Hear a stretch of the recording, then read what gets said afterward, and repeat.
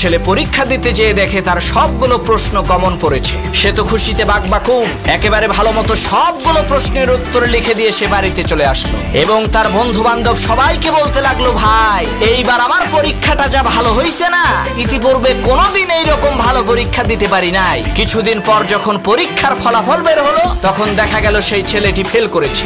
ছেলেটি তখন হতভম্ব হয়ে গেল, সে চিৎকার করে কান্নাকাটি শুরু করলো। আসলে সে বুঝতেই পারছিল না সে ফেল করলো কিভাবে। তখন খবর নিয়ে জানা গেল ছেলেটি প্রশ্নের উত্তর ঠিকই দিয়েছিল, কিন্তু পরীক্ষার খাতার মধ্যে তার নাম লেখে নাই। এই নাম না লেখার কারণে এই ছেলেটি ফেল করেছে। ঠিক একই ভাবে যারা আল্লাহ এবং তার রাসূল মুহাম্মদ সাল্লাল্লাহু আলাইহি ওয়াসাল্লামের উপরে ঈমান আনে নাই, তারা যত ভালো কাজই করুক না কেন, তাদের প্রশ্ন যতই কমন পড়ুক না কেন, ঈমানদারের খাতায় নাম না লেখা। একবার এক সিংহের শরীর থেকে দুর্গন্ধ বের হচ্ছিল। সেই সিংহ তার সামনে থাকা একটা হরিণকে জিজ্ঞেস করলো, এই বেটা দেখতো আমার শরীর থেকে দুর্গন্ধ বের হয় কিনা। সেই হরিণ বলল, মহারাজ সত্যিই তো আপনার শরীর থেকে প্রচন্ড দুর্গন্ধ বের হচ্ছে। হরিণের এই কথা শোনা মাত্রই সিংহের মাথা গরম হয়ে গেল।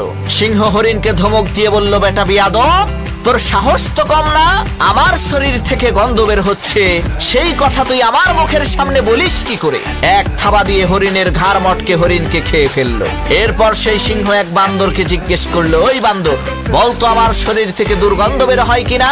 সিংহ যে হরিণের কি অবস্থা করেছে সেই দৃশ্য দেখে বান্দর বুদ্ধি করে বলল, মহারাজ কি যে বলেন, আপনার শরীর থেকে কখনো দুর্গন্ধ বের হতে পারে?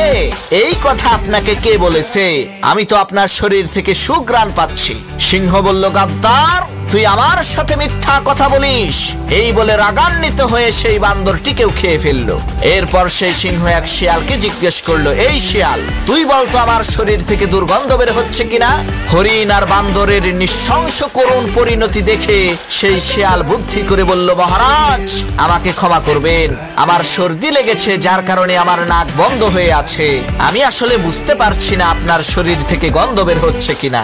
তখন সেই সিংহ শিয়ালকে কিছুই করলো না। প্রিয় বন্ধুরা, এটা কোনো সিংহ আর শিয়ালের গল্প নয়, এটা আমাদের একজন ল্যাংড়া ভিক্ষুক আর একজন অন্ধ ভিক্ষুক দুইজন মিলে গল্প করছে। এমন সময় ল্যাংড়া ভিক্ষুক অন্ধ ভিক্ষুককে জিজ্ঞেস করলো, ভাই তুই কি সূরা ফাতিহা বলতে পারিস? তখন অন্ধ ভিক্ষুক বলল, না রে ভাই তা তো পারি না। তখন ল্যাংড়া ভিক্ষুক বলল, আরে বেটা সূরা ফাতিহাটা শিখ, বেশি করে ভিক্ষা পাবি বুঝলি।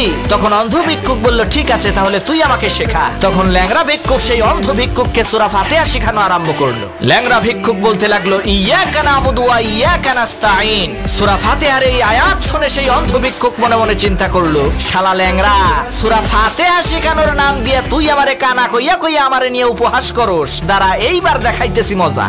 তখন সেই অন্ধ ভিক্ষুক ইয়াকা নাবুদু ওয়া ইয়াকা নাস্তাঈন না বলে সেই ল্যাংড়া ভিক্ষুককে অপমান করার জন্য বলতে লাগলো, ইয়া ল্যাংড়া বুদু ওয়া ইয়া